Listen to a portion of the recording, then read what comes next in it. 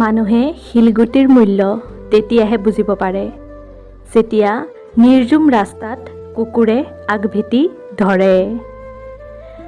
আঘাত কৰিলে ঘূৰি যাব পাৰি, কিন্তু বেইমানি কৰিলে ঘূৰি যোৱাটো দূৰৰে কথা। সেই ব্যক্তিৰ নামটো শুনিবলৈও মন নাযায়, সঁচায়ে নোৱাৰি। মানুহে গুহা এৰিলে, গছৰ ছাল এৰিলে, কেঁচা মাংস খাবলৈ এৰিলে আৰু মনুষ্যত্বও সলনি কৰিলে বা উন্নত কৰিলে, কিন্তু অন্যৰ ভাল দেখি হিংসা কৰিবলৈ এতিয়াও নেৰিলে। কাষত থাকিলেহে যে ভাল পাব পাৰি এনেকুৱা নহয়, ভাল পাব জানিলে দূৰত থাকিও ভাল পোৱা যায়।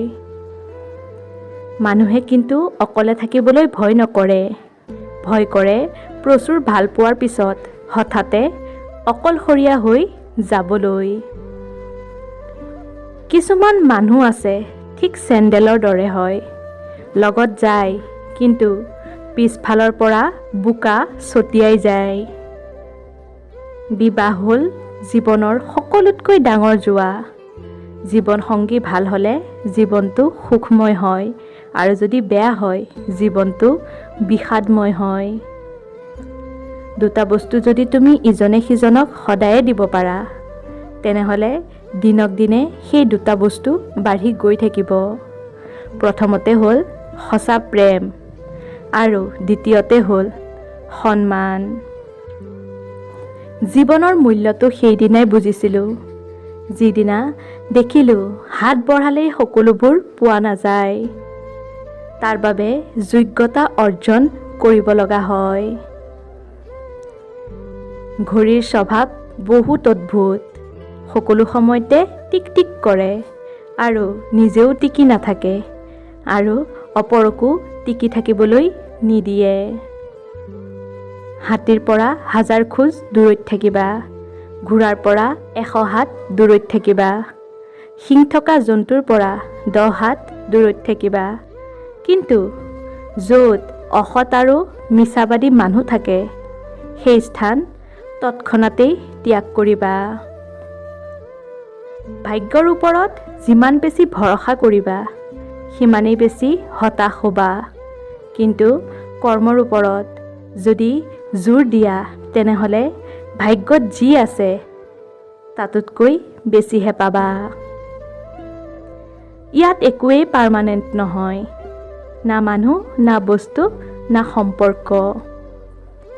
অভাৱে মানুহক বাচিবলৈ নিদিয়ে আৰু আশাই মানুহক মৰিবলৈ নিদিয়ে। সঁচায়ে ভাবিলে যে বহুত অবাক লাগে। টকা এনেকুৱা এটা বস্তু যিটো সামান্য এটুকুৰা কাগজ দি তৈয়াৰী হয় আৰু ইয়াৰ ক্ষমতা কল্পনাৰো বাহিৰত হয়। কেতিয়াবা ভাবিছেনে, টকাই হয়তো জীৱন ঘূৰাই দিব নোৱাৰে, কিন্তু হাজাৰ হাজাৰ জীৱনক বচাই ৰাখিব পাৰে। হাজাৰ হাজাৰ ভালপোৱাক আৰু হাজাৰ হাজাৰ সংসাৰ এই টকাই টিকাই ৰাখে, নহয়নে বাৰু? অজলা মানুহৰ পৰা সকলোৱে বিৰক্তি পায়, কিন্তু তেওঁলোকৰ পৰা কেতিয়াও কোনেও প্ৰতাৰিত নহয়।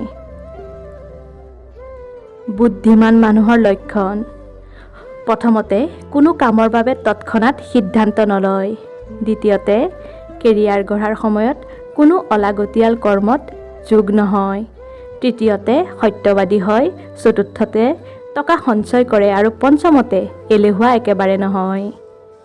স্বাস্থ্য, সম্পত্তি, ক্ষমতা আৰু ভালপোৱা এই 4টা বস্তুক লৈ কেতিয়াও অহংকাৰ নকৰিবা, কাৰণ এইবিলাক সাময়িক বস্তু।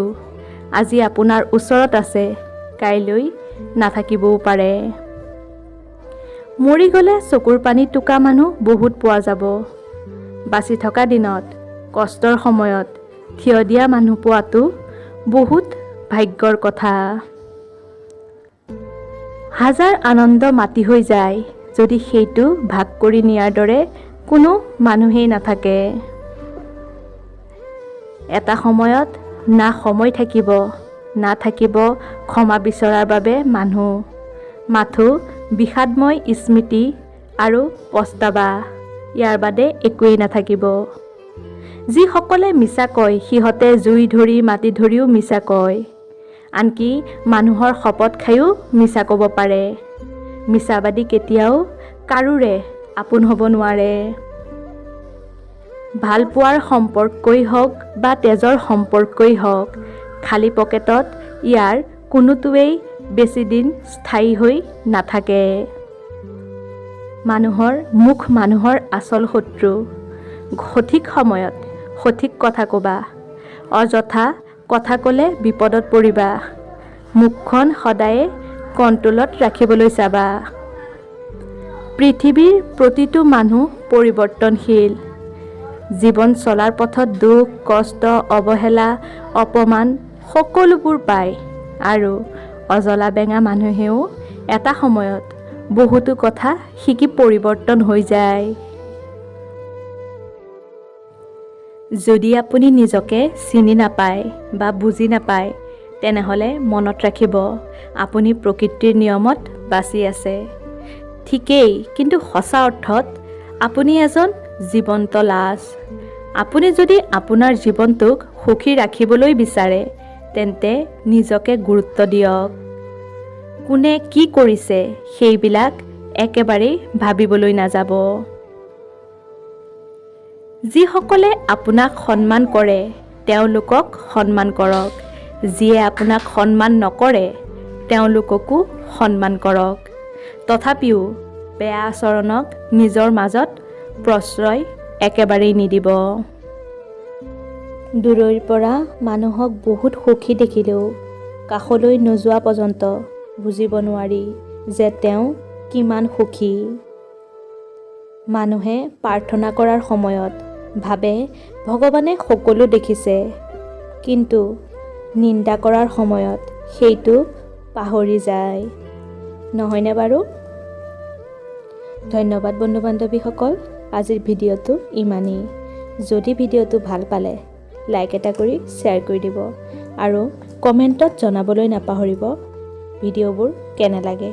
তেনেহ'লে আজিলৈ আহিছোঁ, পুনৰ লগ পাম নতুন এটা ভিডিঅ'ৰ সৈতে।